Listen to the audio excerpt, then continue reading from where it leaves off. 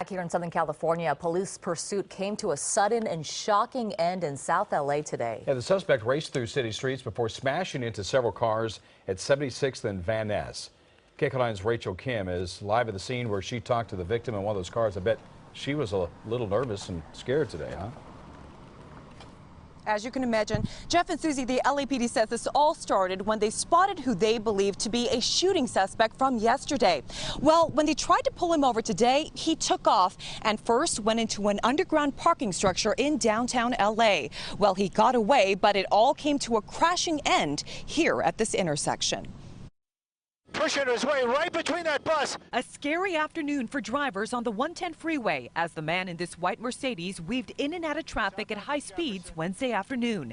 The LAPD says when they tried to pull over the shooting suspect, the pursuit went from downtown LA to South LA. Here's what happened along Van Ness Avenue and 75th Street. We are just praying that it does not. Whoa! This is where the driver hit a dark sedan, which ended up hitting the car in front of it. Then the suspect's mangled car crashed into more cars in its path.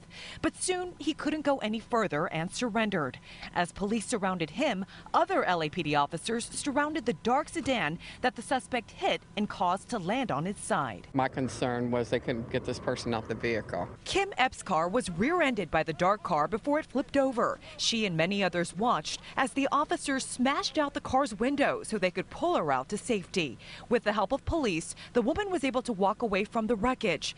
Epps is still in shock at what happened on her way home from the dentist. I just seen the car swerving around me, then the lights coming, you know, the police lights, and everything was in motion and just moving very quickly. Epps believes the officers are heroes and is thankful no one was killed. I'm glad that I'm okay.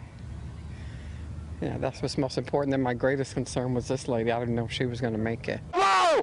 You know, these are really dangerous, and the officers, they're always trying to take into account, what are we chasing this person for? And in this case, you know, we had a guy who they believed is armed and involved in shootings. The fire department says 6 people were taken to the hospital. The most serious injuries were to the woman in the dark sedan. She has cuts on her head and possibly a broken shoulder or broken arm. An LAPD officer was also taken to the hospital. He may have gotten some glass in his eye as they were smashing the glass out of that car. Back to you in the studio.